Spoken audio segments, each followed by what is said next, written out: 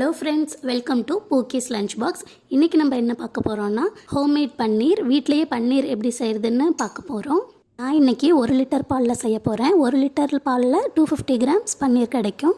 அதுக்கு ஃபஸ்ட்டு ஒரு பாத்திரத்தில் பால் ஊற்றி காய்ச்சிக்கலாம். பால் நல்லா பொங்கி வரட்டும்.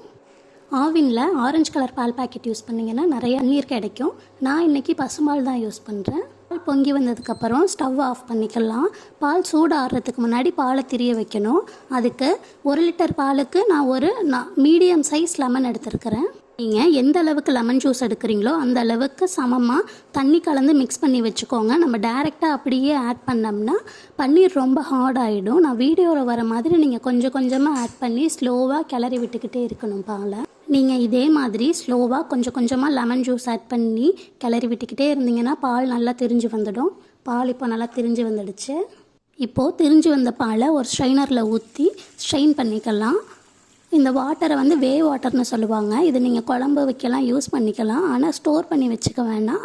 நெக்ஸ்ட்டு நம்ம ஸ்ட்ரெயின் பண்ணி வச்ச பன்னீர் மேலே ஒரு 2 கிளாஸ் தண்ணி ஊற்றி நல்லா வாஷ் பண்ணிக்கோங்க. கை விட்டு எடுத்து நல்லா வாஷ் பண்ணுங்கள். அப்போ தான் அதில் இருக்கிற லெமனோட ஸ்மெல் நல்லா போயிடும். ஒரு சுத்தமான காட்டன் துணி வச்சு அதில் பன்னீரில் இருக்க தண்ணி எல்லாத்தையும் சுத்தமாக பிழிஞ்சு எடுக்க போகிறோம். எவ்வளோ முடியுமோ அந்த அளவுக்கு பன்னீரில் இருக்க எல்லா தண்ணியும் பிழிஞ்சு எடுத்துடுங்க. அப்போ தான் பன்னீர் உதிரியாக வராமல் நல்லா சாஃப்டாக ஷாப்பில் வாங்குகிற பன்னீர் மாதிரியே இருக்கும். நெக்ஸ்ட்டு ஒரு பாத்திரத்தில் ஸ்ட்ரெயினர் வச்சு அது மேலே பன்னீரை வச்சுக்கலாம். அதுக்கு மேலே ஒரு தட்டு வச்சு நல்லா வெயிட்டான இடிக்கல் மாதிரி வச்சுக்கலாம். அப்படி இல்லைன்னா நீங்கள் ஒரு பாத்திரத்தில் தண்ணி பிடிச்சி கூட வச்சுக்கலாம். இதே மாதிரி 2 ஹவர்ஸ்க்கு அப்படியே வச்சு விட்டுருங்க. இது மேலே உங்களால் எவ்வளோ வெயிட் வைக்க முடியுமோ அந்த அளவுக்கு வெயிட் வச்சுக்கோங்க. அப்போ தான் தண்ணி நல்லா கீழே ஸ்ட்ரெயின் ஆகி உதிரியாக வராமல் சாஃப்டான பன்னீர் கிடைக்கும்.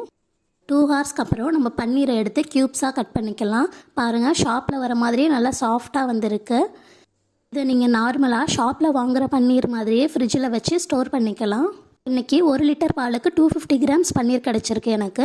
நீங்கள் 2 லிட்டர் கிட்ட பண்ணிங்கன்னா 500 கிராம்ஸ் வரைக்கும் கிடைக்கும். நம்ம பன்னீரை ஷாப்பில் வாங்காமல் இதே மாதிரி வீட்டிலையே பண்ணிக்கிட்டோம்னா காஸ்ட் வைஸ் சீப்பாகவும் இருக்கும், குவாலிட்டியாகவும் இருக்கும்.